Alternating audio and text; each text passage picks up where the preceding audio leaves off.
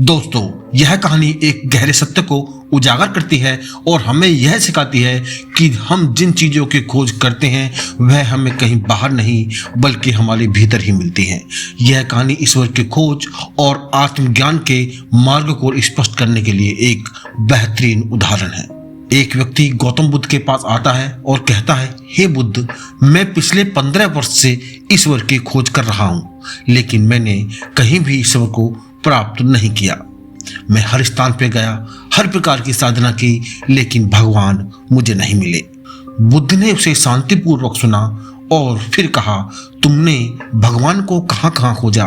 व्यक्ति ने कहा, मैंने जंगल, पर्वत, मंदिर, मस्जिद, चर्च, ऐसा कोई स्थान नहीं है जहां भगवान को नहीं खोजा। बुद्ध ने कहा, मैं तुम्हारी सहायता अवश्य करूंगा, तुम शाम को मुझसे मिलने आना। शाम का समय आ गया और बुद्ध अपनी कुटिया के बाहर जाने लगे। वह कुछ खोजने की मुद्रा में थे। उस व्यक्ति ने यह देखा और उसने सोचा कि महात्मा बुद्ध शायद कुछ खोज रहे हैं। वह उनके पास गया और पूछा, हे महात्मा, तुम क्या ढूंढ रहे हो? बुद्ध ने कहा, मेरा एक कीमती मोती खो गया है, मैं उसकी खोज कर रहा हूं। यह सुनकर वह व्यक्ति भी उत्सुकता से मोती खोजने में लग गया। वे दोनों रात भर मोती खोजते रहे, लेकिन मोती कहीं भी नहीं मिला।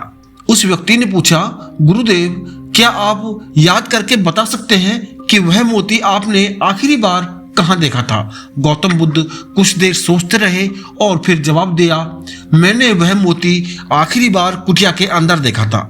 यह सुनकर व्यक्ति गुस्से में आ जाता है और बोलता है, अगर आपने आखिरी बार वह मोती कुटिया के अंदर देखा था तो आप बाहर उसकी खोज क्यों कर रहे हैं?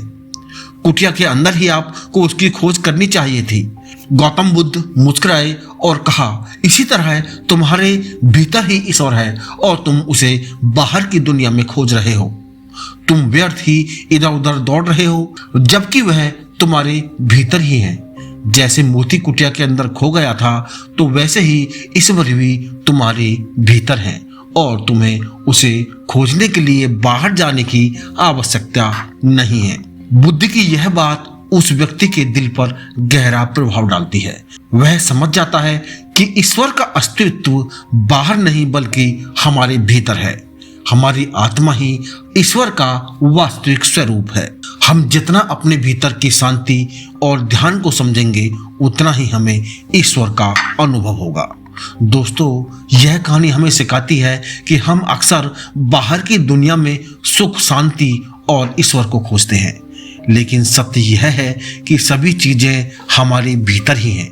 ईश्वर का अस्तित्व हमारी आत्मा में समाहित है और हमें उसे महसूस करने के लिए अपनी आंतरिक यात्रा शुरू करनी चाहिए। जब हम अपनी आंतरिक इच्छाओं और तनावों से मुक्त होते हैं, तब हमें अपने भीतर शांति और ईश्वर का अनुभव होता है। जैसे मोती कुटिया के अंदर था, वैसे ही ईश्वर भी हमारे भीतर छुपा हुआ है। दोस्तों, निष्कर्ष ये निकलता है कि ईश्वर की खोज एक आंतरिक यात्रा है, न कि बाहरी। जब हम अपने भीतर ध्यान लगाते हैं, अपने विचारों और अपनी भावनाओं को समझते हैं, तब हम वास्तविक शांति और ईश्वर के दर्शन कर सकते हैं। दोस्तों, गौतम बुद्ध का यह उपदेश हमें सिखाता है कि जो कुछ हम खोज रहे हैं वह बाहर नहीं बल्कि हमारे भीतर है। हमें अपनी आंतरिक यात्रा पर ध्यान केंद्रित करने की आवश्यकता है, तभी हम ईश्वर और सत्य को समझ सकते हैं। इसीलिए जैसे वह व्यक्ति मोती को कुटिया के बाहर ढूंढ रहा था, ठीक वैसे ही हम ईश्वर को बाहरी दुनिया में खोजने की बजाय अपने भीतर ढूंढेंगे तो ईश्वर हमें अवश्य प्राप्त होंगे।